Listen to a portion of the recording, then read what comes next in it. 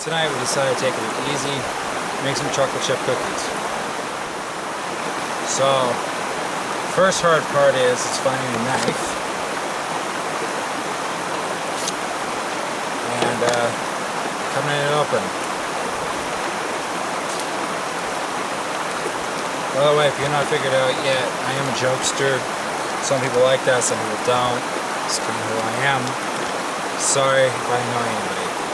Don't need to.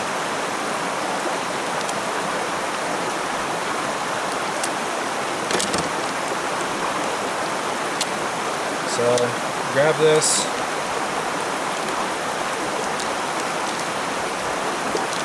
Warm it up a bit, kind of move it around, and then I'll be right back. Guess what? I'm back.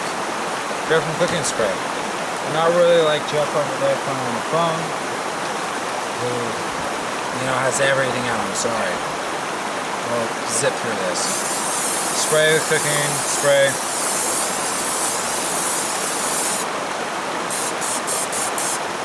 Generous, because it is cast iron. No matter how much it says it's non-stick, it will stick, most likely.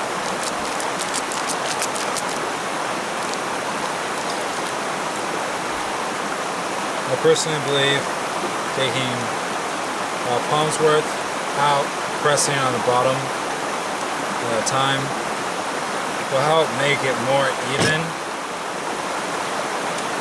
Line it. Remember, cookies do expand, so I'll show you a picture of this afterwards.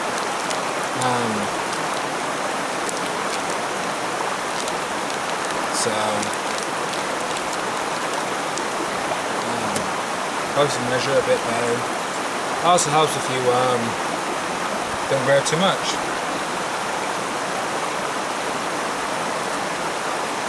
Yeah, that works. Very key science here. You don't want it too thick on the bottom, because the thicker it is, the more heat you need to be able to get it cooked. You can also do this on a cast iron skillet, which will be most likely another cooking video. You didn't see that. Hence the reason why for another cooking video, or cast iron video, is because of the reason of it's all cookie dough I got. So I like doing things simple. I mean, this is camping, it's kind of relaxed, it's a nice river behind you. Let me just keep it simple. I mean, yeah, we can do some very extremely complicated things and have to do dishes for 2 days afterwards, but you know,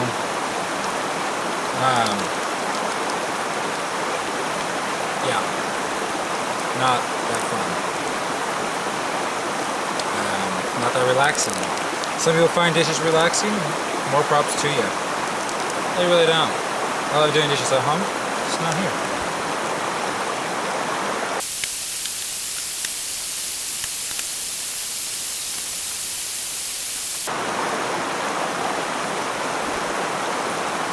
You do want to make sure that the dough is even all the way around, even if you are short.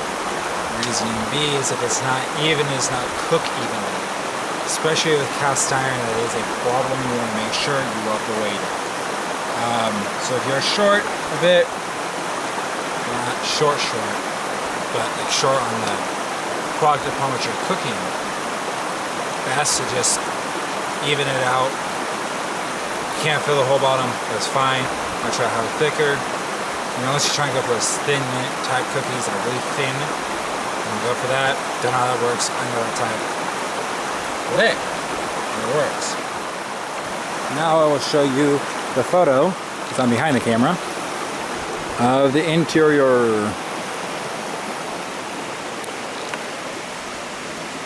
And there you go. Got 90% of it. Chocolate chip cookies. Okay, so you got the cookie thingamajigger and the cast iron. So moving some of the kindling so I have a place to sit. For y'all that don't know, like setting coals and stuff like that, this is kind of part of it. so I figure I might as well add this on to it. Sorry, itches. On organization, we'll do a whole series of videos on organization, then breaking it down to the cleaning, the cooking, the different stuff you need for your cooking, or camping actually, sorry, not cooking, camping. I'm a little tired. So this is our bucket of charcoal. As you can see, probably not, it's black inside because it's full of charcoal, it's not just the shadows. So, for it we're going to use 10 on bottom, 14 on top. In all 24. I'm going to put probably 28 in, just in case some of them don't take off how I like. So, my personal belief, best place, I mean, these are literally just your standardized briquettes. They don't need to be fancy, royal, whatever brand. We get 2 bags at 20 pounds per bag for 10 bucks here in Oregon at the local Home Depot. I'm not sponsoring them, they're not sponsoring me. Yeah, it's just a good price. They work. So make sure you count them. I always lose count, so there's always extra. 2, 4, 6. You want to get them in the middle of the heat, as close to the heat as possible, like on other burning coals, like from the fire. It's best to do it that way because it ignites them quicker. If you want to toss the fire on top of them, that didn't happen. If you want to toss the coals on top of them, the wood that's on fire on top of them, the fire on top of the coals, there we go. That works really well, especially if you're trying to get it done quick. Ooh, that's right. Now I'm moving burning log on top of the coals and trying to find the coals I lost and throwing it in. So baseline is that. Actually, the coals are glowing, but not too much, like not where they're all ash, because then they're not going to do anything. They'll heat for like 2 minutes and then be dead. For things that you want to cook for half an hour, 45 minutes, an hour, you're going to have to change out the coals. Meaning, approximately 10 minutes before you want to change out the coals, throw some coals on, the amount you need to, or a little more. If you think you have enough, throw 5 more. Doesn't really hurt. I mean, 10 bucks for 40 pounds, and most likely you use them. If you don't, it's a heat source to keep you warm. Nice and warm, toasty. So yeah, get back to you when these are ready. I'll show you that and how we stack them.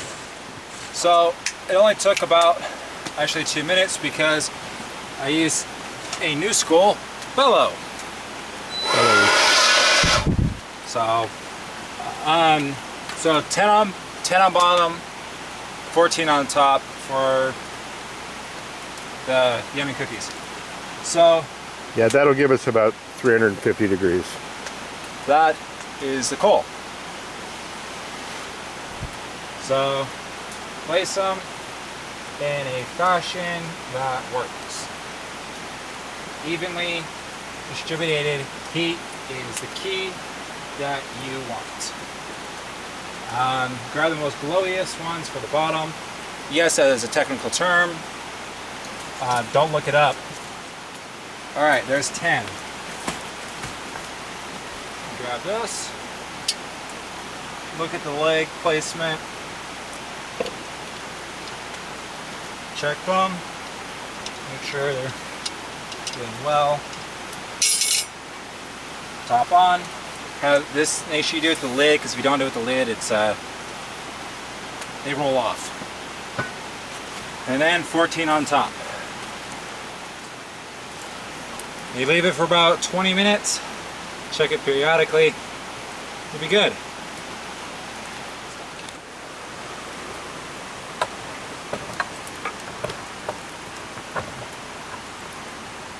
Okay, how's it look? I'm asking the chef here, and I'm dangling a burning thing over my leg. It's a little doughy still. I think we need quite a bit more time. Yeah, I'm just checking it. That point looks a little weird, but all right. Yeah, I think maybe we'll add a few more coals, top and bottom, That one went out. and give it a few more minutes, and we'll see how it goes. Hi. It's been a couple minutes. Ow! Burned myself. Shouldn't play with fire. Let's take a look. I think it'd be good now. Oh yeah. So cast iron will continue. This is very hot cast iron. So it will continue to cook while it cools and harden. But when you lift these up, best not to be wearing sandals like me.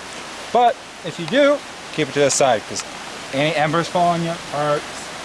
So I'm gonna pull it over here to the light. Poke it again. Yeah, that's nice.